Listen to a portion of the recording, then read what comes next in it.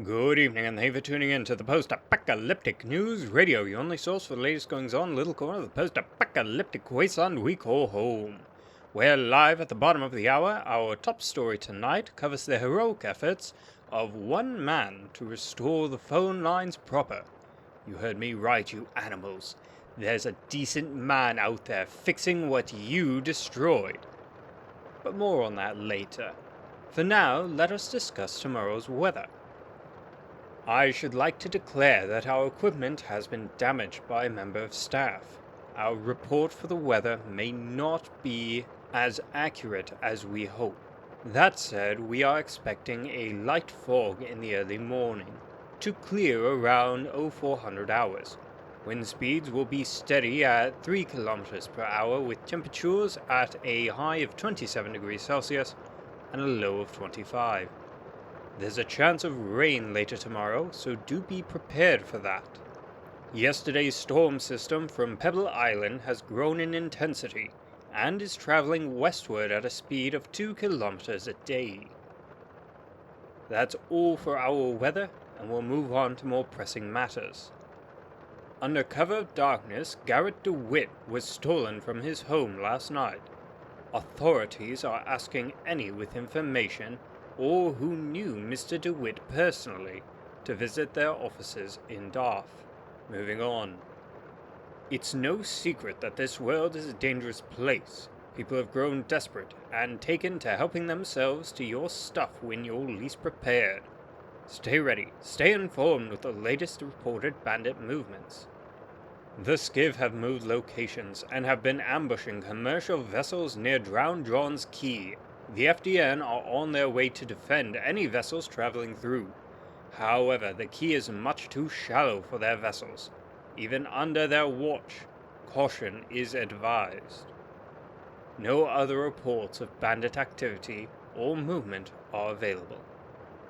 The world outside has changed. The environment has grown cruel and harsh. Water and food have become prized commodities, and all the creatures we once knew have had to adapt. Some are kind, some strange, many monstrous. Let's discuss our new wasteland fauna. Fathom, these wondrous creatures of the deep are just as fascinated by our lives and culture as we are of theirs. They are aquatic creatures who can survive without water for a period no longer than 4 hours. Their skin ranges from that of yours and mine to vivid hues of purple, blue, green, and all colors in between.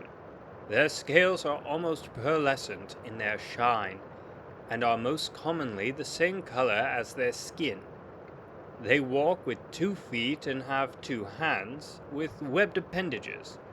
Their hair is free and flowing beneath the waves, but it is as kelp above.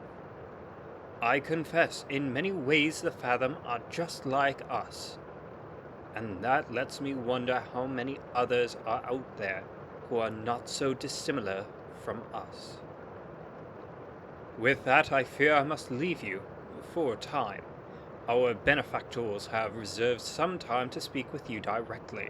I won't be gone long, however, so don't touch that dial. This coming Saturday, Mr. Albert Lucky Luther's estate is due to be sold. Certain possessions of Lucky's will be held for auction this coming Tuesday. The sale will be held before Mr. Luther's home at 1300 hours. We here at PANR are hiring in all areas. Please mail us for more information. Good evening.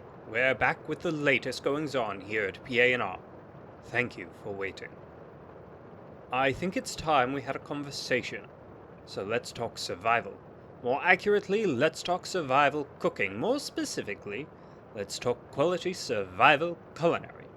Most of us haven't had a decent meal since the world ended, living off the scraps of the world past or risking contaminated meat hunted from our new furry friends. Often bland or bitter, these meals leave us wanting. However, thanks to a kind soul traveling the wastes, I know a few things you can do to better your meals.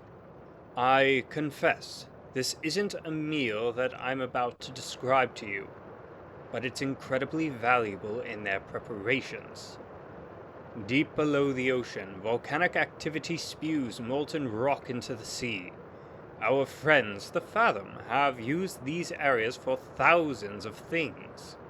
One is the concha, made of basalt. These conical stones are of fascinating use. When opened from the flat side, there are two other cone-shaped basalt objects within. If fed plant matter and allowed to spin, the concha can pulverize any plant into paste, similar to how our mills turn grain to powder. Typically, these are used under the waves with swift currents. For this, I suggest adding water before beginning their use.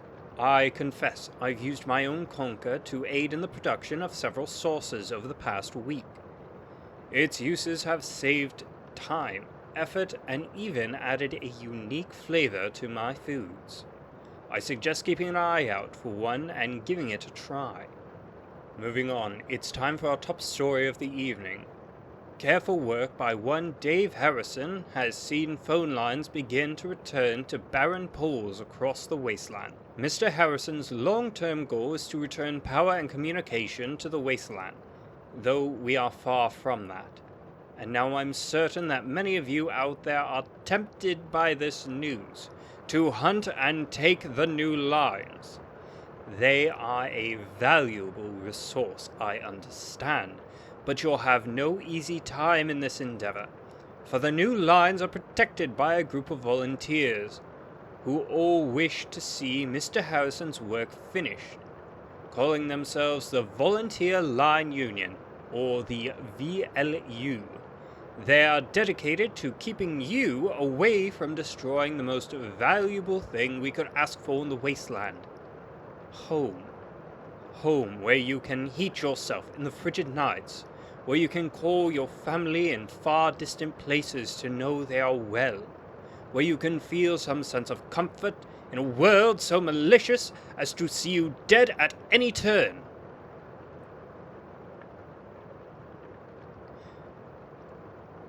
But I'm afraid we're out of time for now. I should like to thank you so much for tuning in. I wish you all the very best. And if you're truly out there, good luck.